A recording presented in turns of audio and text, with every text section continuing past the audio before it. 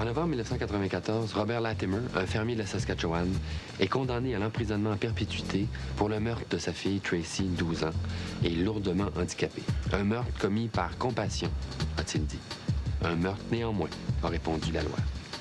Depuis ce temps-là, M. Latimer, bien malgré lui, même si son but n'était que d'abréger les souffrances de sa fille, a lancé un débat national profond qui n'en finit pas de secouer le Canada. Qui peut prendre la vie d'un autre être humain? À quelles conditions? Est-ce qu'on peut ouvrir la porte à une catégorie juridique qui s'appellerait le meurtre par compassion? Ni la religion, ni la morale, ni la science, ni le droit n'ont trouvé de réponse unanime. Le débat se poursuit et l'affaire Latimer, au fond, c'est celle d'une société divisée sur les questions morales. C'est aussi celle d'une classe politique qui a décidé de laisser à d'autres, aux juges en fait, le soin de trancher dans ces matières explosives. Voici l'histoire de Robert Latimer. Robert Latimer, de Wilkie en Saskatchewan, est un cultivateur comme il s'en trouve des milliers dans cette région du centre de cette province, à quelques 150 km à l'ouest de Saskatoon. Sur leur modeste ferme, Robert et sa femme Laura élèvent leurs 4 enfants dans le respect des valeurs morales que leur dicte leur religion. Leur fille de 12 ans, Tracy, est affligée depuis la naissance d'une paralysie cérébrale qui la rend difforme et presque complètement inerte, dans un état végétatif qui aggrave de terribles douleurs musculaires et osseuses, ainsi que de fréquentes crises de convulsions.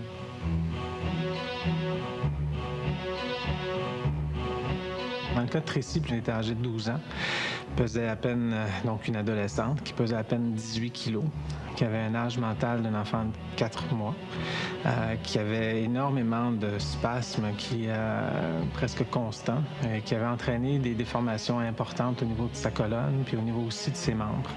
Elle avait dû avoir plusieurs chirurgies au niveau de ses hanches, et on planifiait à nouveau une chirurgie chez elle pour enlever une partie d'os qui semblait la faire souffrir énormément, sans pourtant garantir qu'on pourrait la soulager de cette façon-là. C'est un enfant aussi qui convulsait presque constamment, qui avait au moins 6 crises d'épilepsie par jour malgré les nombreux médicaments qu'elle prenait.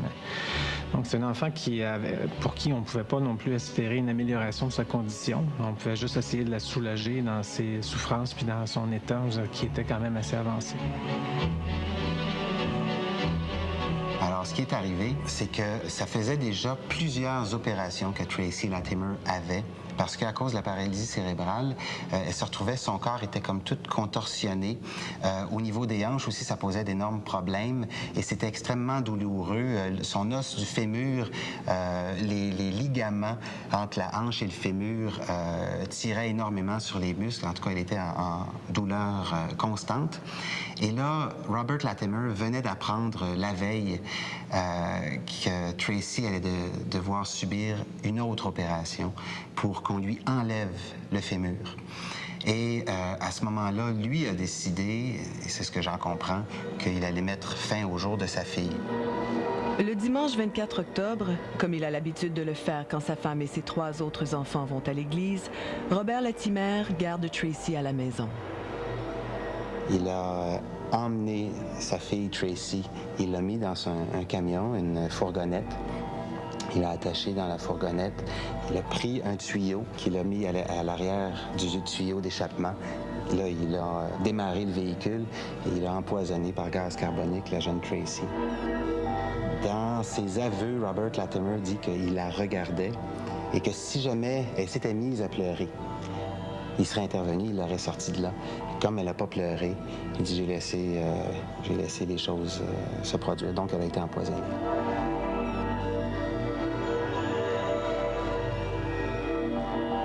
On se bat continuellement pour améliorer leur qualité de vie à nos enfants. Et il faut vraiment être rendu à un geste de désespoir parce que même si les difficultés sont grandes, on va se battre, on va continuer, puis on va... C'est pas ça qui va nous venir en tête en premier. C'est effectivement l'amour envers notre enfant. Le meurtre si on regarde dans le dictionnaire, la définition, c'est un acte violent pour enlever la vie à quelqu'un d'autre. Il n'y a pas question de bonté là-dedans, là. Puis qu'on y colle quelque chose de bon à quelque chose d'excessivement violent, c'est quasiment incompréhensible. Mais je pense que c'est des termes que la société se donne pour se déculpabiliser, finalement. Et je ne crois pas que, même s'il y avait dans la loi meurtre par compassion, que ça puisse ouvrir la porte à des abus.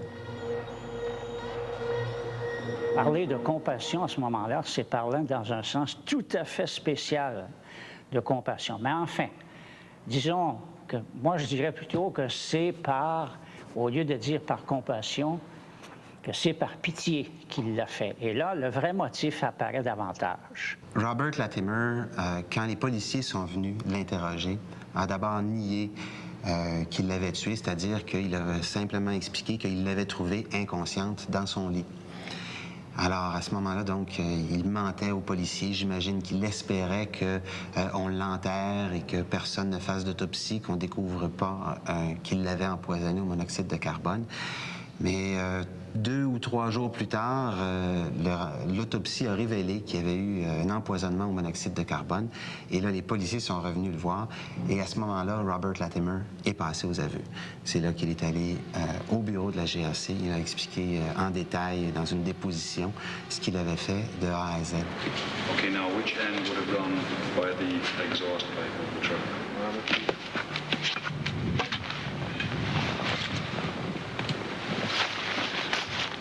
Off here. Which pipe, Bob? The little one or that one that's there? Okay. Is there anything that you want to... Do you feel comfortable with what we're doing here? I'm not comfortable again. Yeah. You got nothing you want to say, eh? All right. Okay. Aussitôt les procédures judiciaires amorcées, l'affaire Robert Latimer attire l'attention des médias d'un bout à l'autre du pays. Évidemment, au départ, j'étais très sensible à ce que vivait Robert Latimer. J'essayais de me dire, qu'est-ce que j'aurais fait si moi, j'avais été dans ses souliers à cet homme-là. Et donc, j'ai eu, je l'avoue candidement, une grande sympathie à son endroit. Mais ensuite, quand j'ai rencontré des gens, des handicapés qui m'ont fait valoir leur point de vue à eux, là, tout d'un coup, je me suis dit, ah, mais c'est pas aussi clair que ça n'a l'air. Puis effectivement, plus j'ai fait de la recherche, j'ai lu énormément dans ce dossier-là, plus je me rendais compte que c'était vraiment le genre de débat pour lequel il n'y a pas de solution. Il n'y a pas une solution, il n'y a pas une seule façon de régler cette cause-là. J'avais pris contact avec eux auparavant par téléphone et ils m'avaient clairement dit qu'il n'était pas question de donner d'entrevue à la caméra, parce que les avocats leur avaient recommandé de ne pas donner d'entrevue. Et j'avais dit que je respectais ça, mais je leur avais demandé, j'aimerais ça vous rencontrer quand même, parce que je vais faire un reportage sur vous, même si vous ne me donnez pas d'entrevue, j'aimerais ça vous connaître. C'était la première fois que je rencontrais quelqu'un qui avait tué une autre personne. Alors, sur le coup, j'étais très nerveux. Je suis arrivé là, je me souviens, j'ai serré la main à Robert Latimer, puis j'avais les mains moites. J'avais l'impression là, que j'étais en territoire inconnu complètement. C'était comme une expérience pour moi, une expérience humaine, pas comme reporter, simplement comme être humain. Et ça a été une conversation extraordinaire. C'est en novembre 1994 que Robert Latimer est traduit en justice. Il est accusé de meurtre au premier degré, c'est-à-dire de meurtre prémédité. Le procès n'a pas duré très longtemps. La preuve était accablante contre Robert Latimer. Lui-même avait fait un aveu écrit aux policiers, ensuite un aveu à la caméra, quand les policiers l'ont suivi à la ferme et qu'il s'est mis à expliquer comment il avait tué sa fille. Ce qui a été fascinant dans le procès, c'est la réaction du jury et principalement l'adresse du juge au jury.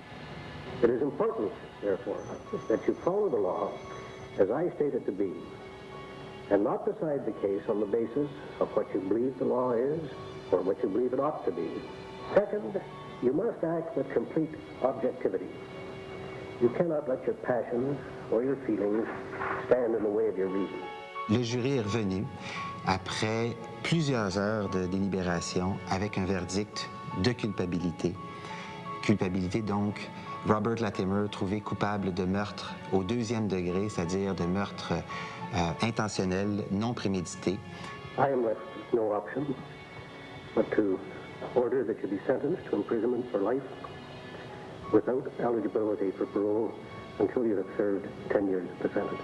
À la suite de ce jugement, l'avocat de Robert Latimer porte la cause de son client en appel.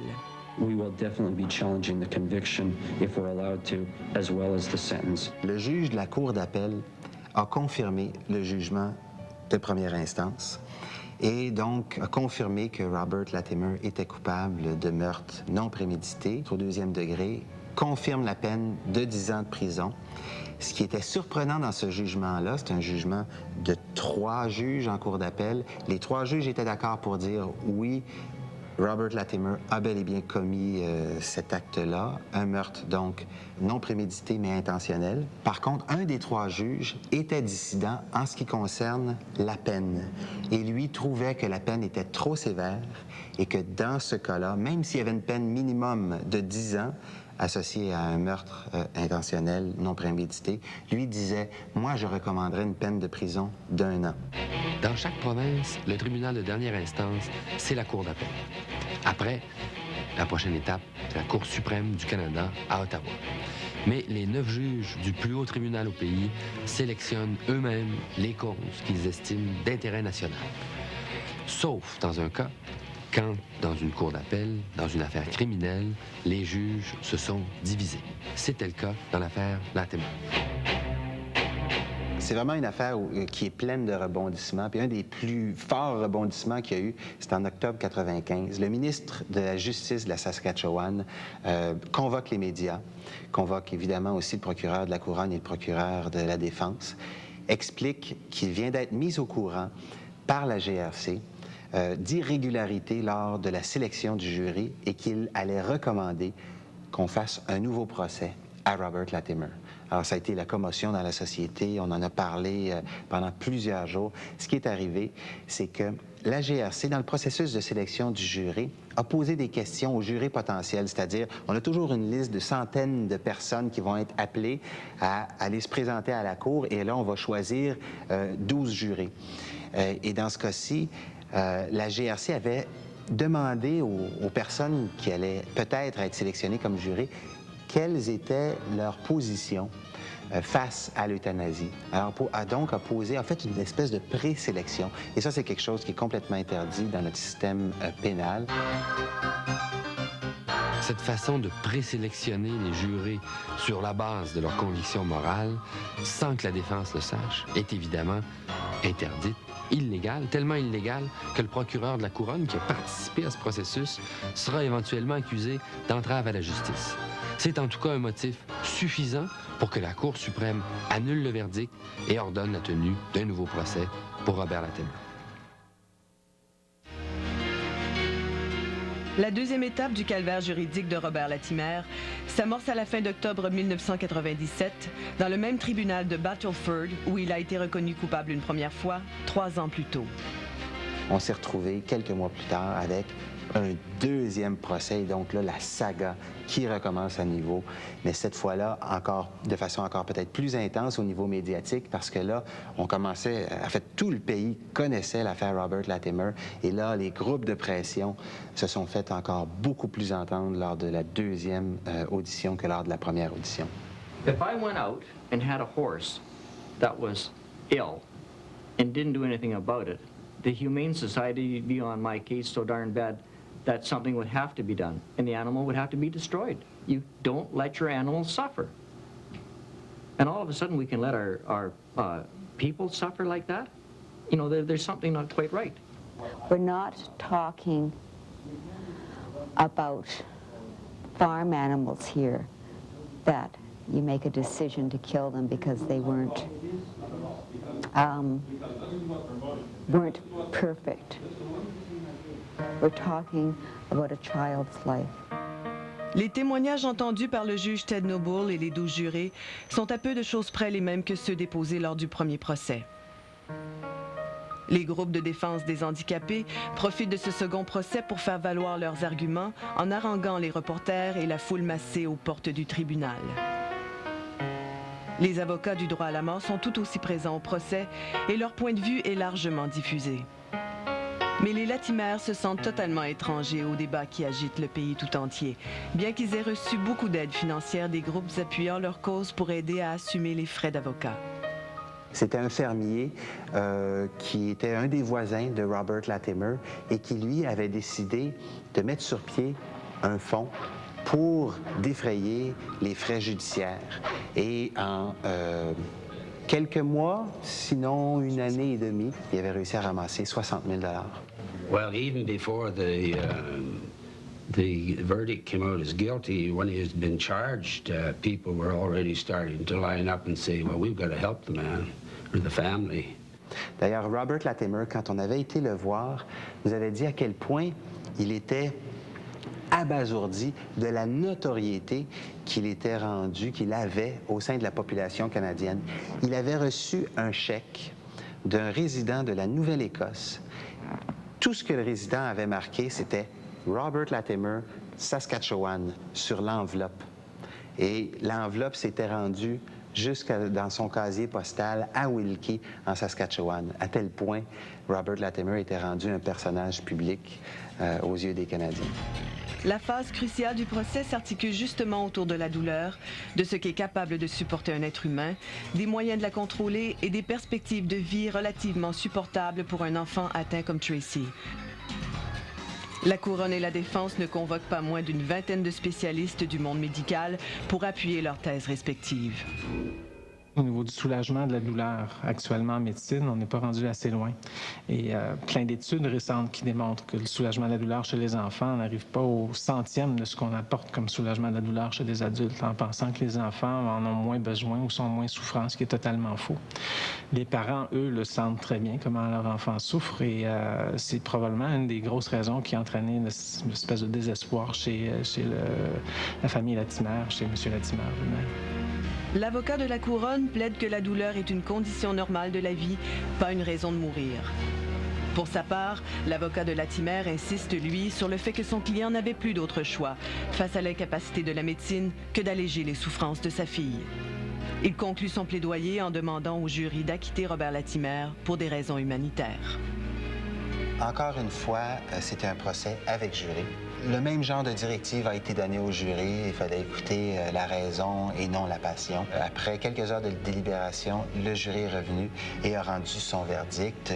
Donc, Robert Latimer, coupable de meurtre au 2e degré.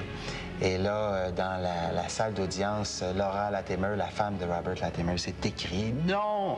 Pour elle, c'était comme le cauchemar qui n'en finissait plus. No person is entitled to take intentionally the life of another.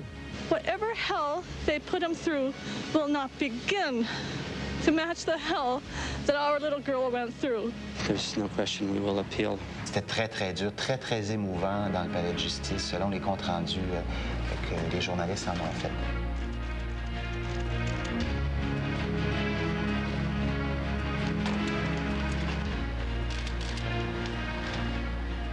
Le fait le plus surprenant de l'attitude du jury dans ce dossier-là, c'est que le jury, dans le fond, son rôle consiste à dire coupable ou non coupable. C'est tout. Mais dans ce cas-ci, les membres du jury ont tenu à venir dire au juge Ted Noble ce qu'ils considéraient être une peine juste dans ce cas-ci. Et là, les membres du jury sont venus dire au juge, pour nous, ça devrait être une peine de prison d'1 an seulement. Et là, le juge Noble ne savait pas trop quoi faire avec cette déclaration-là des membres du jury. Et le juge Noble a dit, je m'excuse, mais la loi est claire, cette infraction-là entraîne automatiquement une peine de 10 ans de prison minimum. Par contre, il s'est donné un peu de temps de réflexion. La nouvelle de ce verdict, pourtant émis dans un bled perdu de l'Ouest canadien, fait le tour du pays, suscite une vive émotion et ne manque pas de raviver la controverse. Au Québec, le quotidien La Presse procède à un sondage.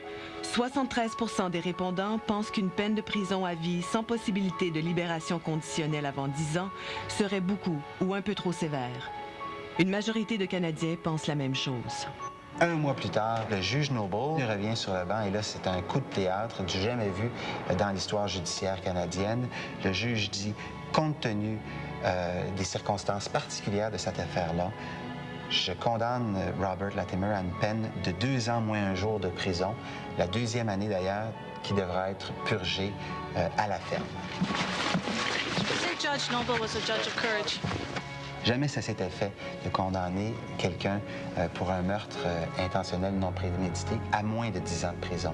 Le juge Noble explique sa décision en disant qu'il accorde une exemption constitutionnelle à Robert Latimer.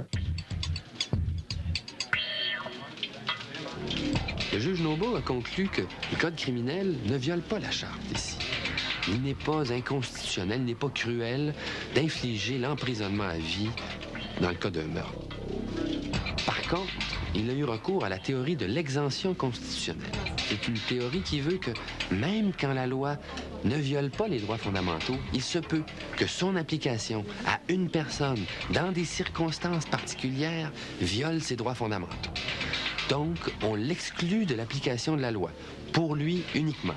Et c'est ce qu'il a fait dans le cas de Robert Latimer. La décision du juge Noble de respecter la volonté du jury relance le débat à la grandeur du pays.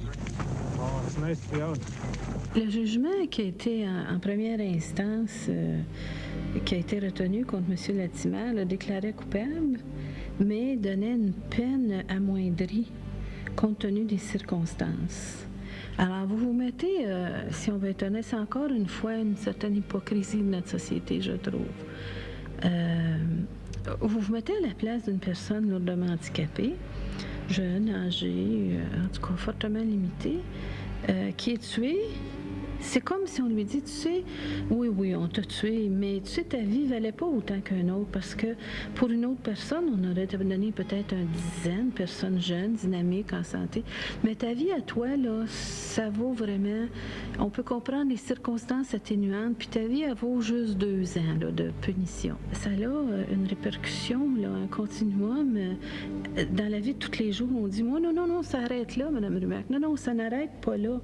Parce que ça lance le message que les personnes handicapées, leur vie vaut moins et de moindre importance que monsieur et madame tout le monde. Il y a autre chose que de la violence dans son geste. C'est un individu qui a pris soin de son enfant, qui a été hautement préoccupé depuis la naissance par son enfant, son bien-être, qui a fait ce qu'il pouvait. Et je ne crois pas, moi, qu'il a fait disparaître sa fille parce qu'elle était handicapée. Je crois qu'il lui a enlevé la vie parce qu'elle souffrait, qu'il la voyait souffrir. Je comprends très bien le geste de M. Latimer parce que je vis la même situation. Et je suis déchirée un peu parce que c'est ni noir ni blanc. Je peux pas dire j'approuve, je désapprouve, mais je comprends. Parce que je sais que beaucoup de parents vivent de la détresse. Et moi, je pense que dans tous les meurtres qui ont été commis par les parents envers leur enfant, c'est vraiment à cause d'une grosse détresse, un désarroi, et qui sont rendus au bout du rouleau, comme on dit, qu'ils ne voient pas d'issue. Et quand c'est jour après jour après jour et que tu n'as pas de soutien, je peux très bien comprendre ce geste-là. L'opinion publique qui souvent se plaint de la trop grande discrétion laissée aux juges dans certains cas, qui parfois trouvent les juges trop cléments avec les criminels, cette fois, d'après les sondages, était d'accord avec le juge Noble. Le juge Noble qui avait trouvé une façon d'arrondir les angles d'une justice qui paraissait un peu trop carrée dans les circonstances. Il y a tout simplement des cas, peut-on penser, qui n'entrent pas dans le cadre rigide de la loi. Le cas de Latimer paraissait en être un.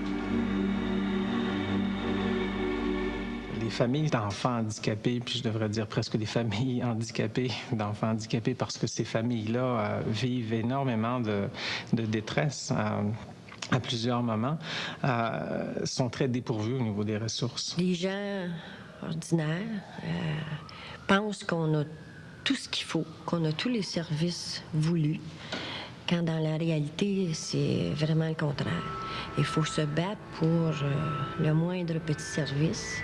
Je dirais même, on a souvent l'impression de quémander. Au moment où on annonce un diagnostic, puis qu'on annonce qu'un enfant a l'appareil cérébral qui ne marchera jamais, etc., c'est un moment de grand désespoir pour les familles. Il n'y a souvent pas grand personne pour les supporter. J'ai un fils qui a 22 ans. c'est suite à un manque d'oxygène à l'accouchement qui a fait qu'il y a plusieurs déficiences. Il était atteint sévèrement. Il n'y a pas de tonus. Il est en fait dépendant à 100% pour toutes les activités de la vie quotidienne. C'est-à-dire qu'il faut tout faire pour lui. Ces enfants-là ont besoin souvent de thérapie continuelle. Ces familles-là sont placées sur des listes d'attente qui vont parfois atteindre des 1 an et demi, 2 ans, avant qu'on puisse les supporter au niveau des traitements dont ils ont tant besoin, ces enfants-là. Et en même temps, lorsque les services sont disponibles, c'est souvent 150, 200, 250 rendez-vous par année que les parents vont avoir à faire, en plus des soins, évidemment, à la maison, les anticonvulsivants, les gavages, les exercices pour maintenir la mobilité, pour éviter les spasmes, etc. Et il n'y a presque aucune ressource qui vient les supporter à la maison. Il n'y a presque aucun support financier, en plus des attentes incroyables qu'ils ont. Donc, ces parents-là, je pense qu'il n'est pas exagéré de dire qu'on les abandonne en quelque sorte. C'est aussi un choix de société. Et souvent, ça devient un problème politique. C'est quand même une minorité, ces gens-là, et ça ne rapporte pas à la société, ces gens-là. Alors, si on mettait un peu plus d'emphase, peut-être par la sensibilisation, on aurait peut-être plus de ressources. Et on éviterait sûrement beaucoup de drames. Parce que c'est le manque de support, de soutien qui est lourd aussi à vivre au quotidien. Nous voilà donc à la mi-décembre 1997. L'affaire Latimer défraye la chronique depuis maintenant 4 ans. Les Canadiens qui la croyaient classée à la suite de la décision du juge Noble allaient vite déchanter. En effet, ce 17 décembre, le ministre de la Justice de la Saskatchewan fait savoir que la Couronne en appellera de cette décision. Dans son pourvoi, celle-ci indique que le juge a commis 4 erreurs en droit, notamment en imposant une sentence contraire au code criminel. Mark Brayford, l'avocat de Robert Latimer, fait connaître sa déception. Il déclare « La défense espérait que la Couronne verrait dans la décision du juge Noble un juste compromis acceptable pour la société. » Le plus célèbre feuilleton judiciaire des années 1990 est relancé. Son avant-dernier chapitre ne connaît sa conclusion que près d'1 an plus tard, à la fin de novembre 1998. La Couronne ne voulait pas avoir un précédent comme celui-là. La Couronne voulait que, quand il y avait quelqu'un de condamné pour un meurtre au 2e degré, que ça soit 10 ans minimum et qu'il n'y ait jamais d'exception. Donc, elle a porté cette cause-là en appel. Donc, la question de savoir, est-ce qu'il s'agit d'une peine cruelle et inusitée? Est-ce qu'on peut garantir une exemption à cette peine minimale de 10 ans-là à cause de la Constitution, à cause de la Charte canadienne? Et ça, la Cour d'appel a été catégorique. La réponse, c'est non. La Cour d'appel a donc instauré le jugement, le premier jugement, c'est-à-dire qu'il a condamné Robert Latimer à 10 ans minimum d'emprisonnement. Cette décision-là de la Cour d'appel a été portée en appel, s'est donc retrouvée en Cour suprême du Canada pour la 2e fois. Le jugement a été rendu en janvier 2001. Donc, ça faisait 7 ans, dans le fond, que cette saga judiciaire-là continuait. On était rendu en Cour suprême du Canada. Et la Cour suprême du Canada a jugé, a confirmé le jugement de la Cour d'appel, confirmé la peine de 10 ans minimum et a décidé qu'il n'était absolument pas question, dans ce cas-là, de garantir une exemption et d'accorder à Robert Latimer une peine inférieure aux 10 ans minimum qui était prévu dans le Code criminel du Canada. Alors, évidemment, la Cour suprême a justifié sa décision pour plusieurs motifs, mais en ce qui concerne le fameux motif, là, on invoquait, le juge de première instance avait invoqué qu'il s'agissait d'une peine cruelle et inusitée, et ça, la Cour suprême du Canada est catégorique. Elle dit qu'il est absolument hors de question qu'on tienne le même raisonnement. Pour nous, enlever intentionnellement la vie de quelqu'un, c'est l'infraction la plus grave de notre code criminel, et dans ce cas-là, on peut pas dire, on peut pas garantir, on peut pas dire qu'il s'agit d'une peine cruelle et inusitée. Donc ça a été un des arguments invoqués par la Cour suprême du Canada. L'autre argument qui était invoqué, c'était la question de la nécessité. l'avocat de Robert Latimer avait dit que Robert Latimer n'avait pas le choix de faire ce qu'il a fait. C'est-à-dire que il était motivé, Robert Latimer, par des raisons de compassion, que c'est par amour qu'il a agi à l'égard de sa jeune fille et que la voir souffrir comme ça n'était pas tenable, était insoutenable pour un père. Et que donc, c'était nécessaire pour lui, c'était une nécessité de mettre fin aux souffrances de sa fille. Je comprends les parents qui vivent des difficultés, ça doit être affreux, mais est-ce que ça, c'est assez pour laisser mourir la personne ou la tuer? Bien, écoutez, évidemment, ce genre de débat pose toute la question de l'euthanasie. M. Latimer ayant témoigné et ayant expliqué que le geste qu'il avait posé était d'enlever la vie à sa fille, mais pour des motifs de compassion, parce qu'il trouvait qu'elle souffrait beaucoup.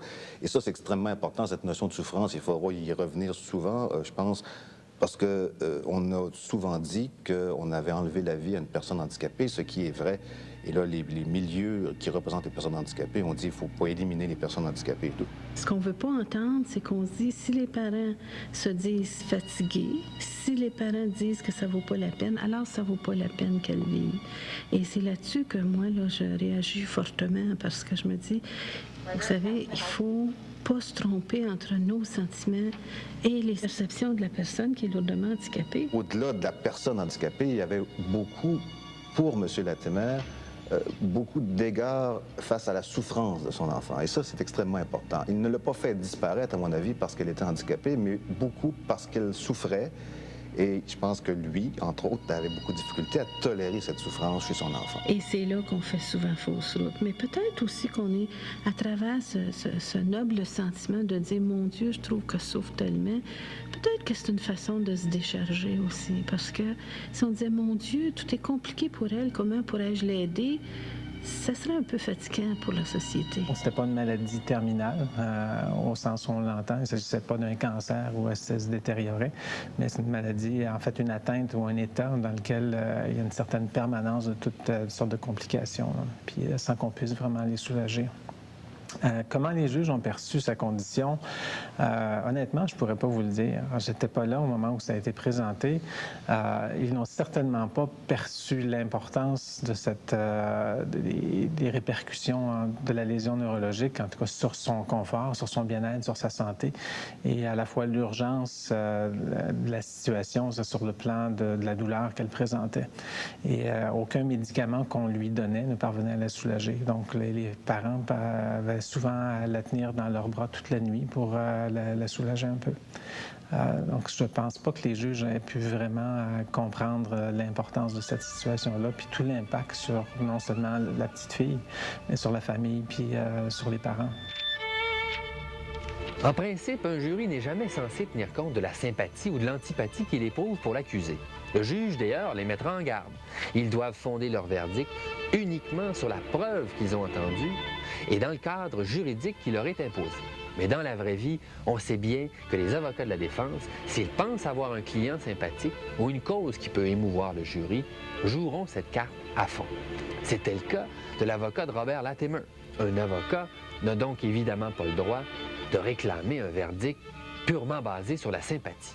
Il doit s'accrocher à une défense reconnue en droit criminel canadien, comme la défense de nécessité, par exemple. Mais enfin, pour les juges de la Cour suprême, c'était pas une nécessité. Il y avait d'autres moyens d'atténuer la douleur. Et d'autre part, il y avait aussi la question de la proportionnalité, c'est-à-dire que la nécessité n'est recevable que quand le mal qu'on cherche à éviter est plus grand que le mal qu'on cause. Et dans le cas de Robert Latimer, le mal qu'on causait, c'était la mort de quelqu'un, tandis que le mal qu'on cherchait à éviter, c'était la souffrance de quelqu'un. Alors la Cour suprême a dit, la souffrance est un moindre mal à la mort. Alors donc, ce jugement-là vient dire que dans un cas comme celui-là, la nécessité n'est pas du tout une défense recevable pour quelqu'un qui invoque le meurtre par compassion. What's going to happen for your wife and family? Do you have any final words at all, Mr. Lemon? Just more of the same, I guess. Bob. Déçu, amer et répétant qu'il ne ressentait aucun remords pour son crime, Le fermier de la Saskatchewan, maintenant âgé de 47 ans, affirme une fois de plus avoir tué sa fille par amour et compassion. Il se livre au centre correctionnel provincial de Saskatoon, où il devra passer les 10 années suivantes avant d'être admissible à une libération conditionnelle.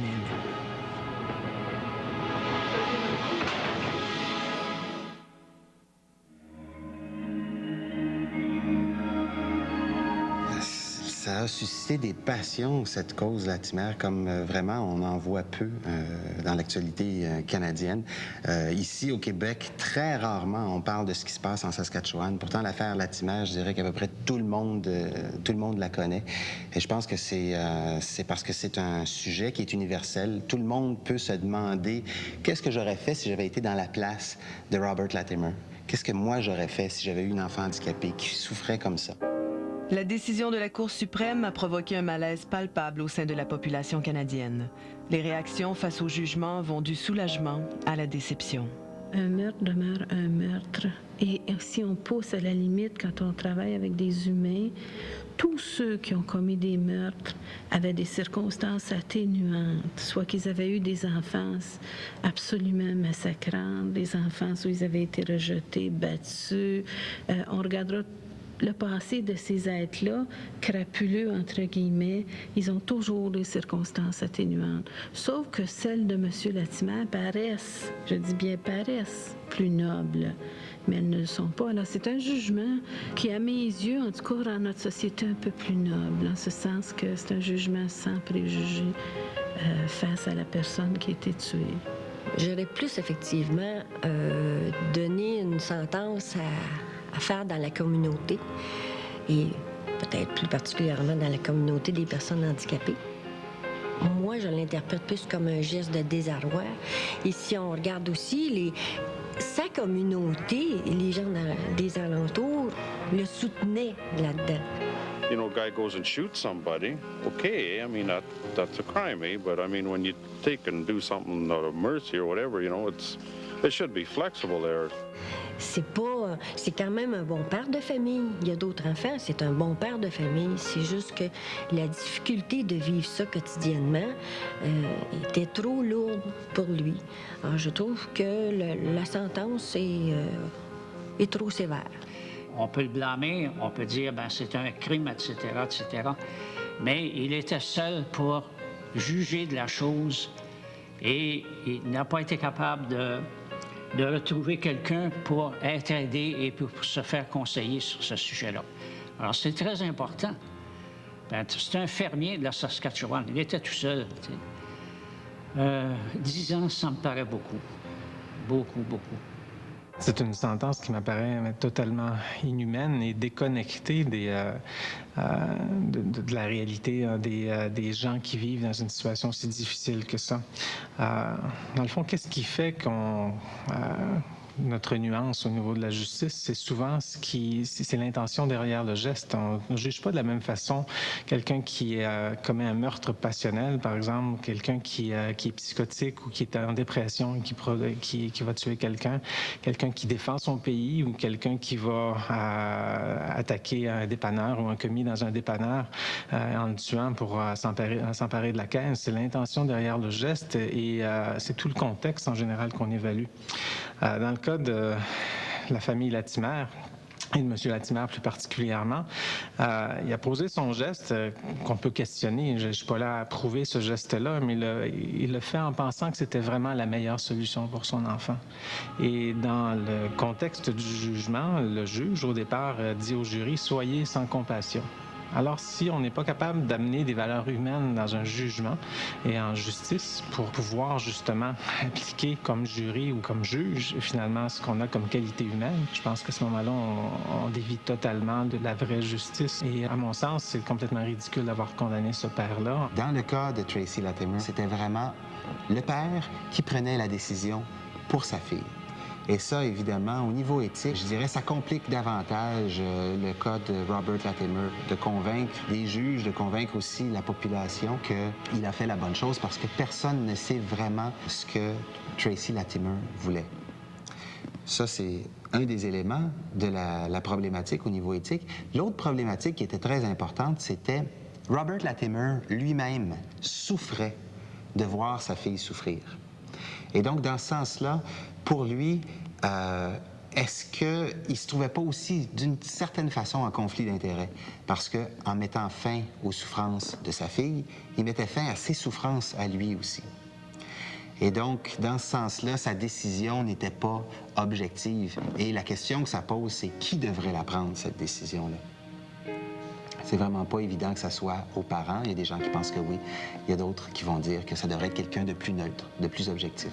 La responsabilité de Latimer au point de vue moral, cette fois-ci, comme point de vue de l'éthique chrétienne, elle est mitigée. Elle est mitigée. C'est le Seigneur lui-même qui est le juge de ces actes moraux, finalement. C'est lui qui en jugera. Mais si on veut porter un jugement là-dessus du point de vue d'une éthique, il faut faire bien attention pour dire que Latimer n'était pas aussi coupable que bien d'autres qui ont commis le même acte. Pour le moment, disons que le débat me paraît assez clairement terminé au niveau judiciaire. Au niveau social, la question se pose toujours, et donc par ricochet au niveau politique et législatif. Et je pense que si cette cause devait servir à quelque chose de vraiment utile, ce serait peut-être d'inciter fortement le législateur à revoir le code criminel et à faire en sorte qu'on puisse peut-être penser en termes d'assouplissement. Non pas, et je le répète, non pas en termes de passer un message très permissif qui serait de dire vous pouvez faire ça, il n'y a pas de conséquences quand vous posez un acte comme celui-là. Je pense qu'il y a une conséquence et c'est assez normal, à mon avis, que la conséquence demeure. Est-ce qu'elle doit être aussi lourde que dans le cas Latimer? Ça, j'en doute fort. Et la façon, peut-être, d'aborder la question sur le plan législatif serait d'amender le code criminel pour y apporter des assouplissements qui pourraient prendre la forme soit d'une infraction distincte, qu'on distingue donc cet acte qu'a posé M. Latimer d'un meurtre pur et simple, là, à 3 heures du matin dans une ruelle, en tenant compte donc d'un certain nombre de motifs pour lesquels il a agi, ou amender le code criminel par des assouplissements qui seraient des moyens de défense qu'on pourrait mettre à la disposition dans un cas comme celui de Latimer pour faire valoir au niveau de la sentence des motifs pour avoir une sentence qui soit, je dirais, plus adaptée. En fait, on punit non seulement le père, on punit la famille, on punit sa femme, ses enfants. On doit payer, nous, 1 million de dollars pour maintenir un aide productif en prison, alors qu'il n'est pas dangereux pour personne. Et je pense que finalement, la peine a été donnée uniquement pour servir d'exemple, pour essayer de faire peur aux gens, comme on le faisait dans les pays barbares dans le temps, en mettant la tête des voleurs sur les poteaux pour faire peur aux autres et les décourager d'agir de la même façon. Je pense qu'on est rendu plus évolué que ça et qu'on devrait prendre en considération tous les motifs en arrière d'un geste et s'assurer au niveau de la justice de pouvoir peser le pour et le contre de plein d'arguments finalement en faveur ou en défaveur d'un geste, puis en faveur ou en défaveur d'un accusé. C'est un dossier qui a touché les gens et qui a aussi interpellé les gens dans l'action. Aussi bien d'ailleurs au niveau des citoyens ordinaires que des politiciens. Le Sénat, entre autres, a mis sur pied un comité d'études sur l'euthanasie. Eux étudiaient plus l'euthanasie dans un contexte là, du genre euthanasie, suicide assisté, et non pas meurtre par compassion, mais quand même, le comité du Sénat a fini par se pencher sur cette question-là. Et il y en a plein d'autres qui sont de personnes qui trouvent que ces personnes-là ont le droit à la vie, qui font leur part. Mais plus encore comme société, puis là, je suis moralisatrice, puis je veux l'être. Comme société, là, c'est quoi donner une petite heure de temps en temps à quelqu'un qui a un enfant différent ou une personne âgée qui cause un petit peu de dérangement dans la famille, qui cause peut-être beaucoup de dérangement? Ça serait quoi une petite heure? C'est ça, c'est ce qui fait qu'on intervient. Pour dire, bien, il ne faut pas mélanger nos difficultés avec leur droit à la vie, puis la vie dans la dignité, hein? Pas les garder, le clouer au lit, comme présentement on fait dans les institutions. Et c'est très important de ne pas s'isoler parce que on a besoin des autres. Et puis, pas se gêner pour demander de l'aide.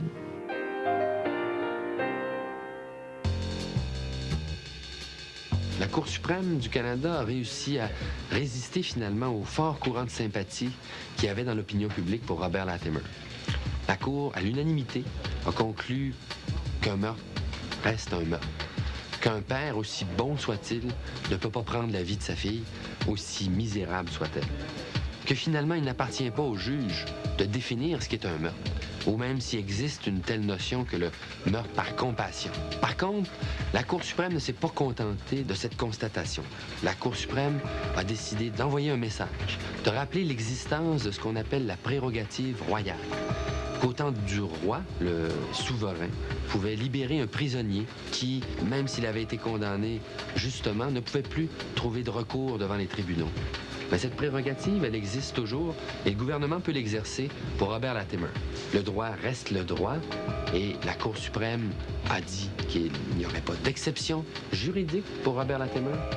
Mais, a-t-elle dit, politiciens, politiciennes, si vous décidez de libérer Robert Latimer, la justice y survivra, et très bien d'ailleurs.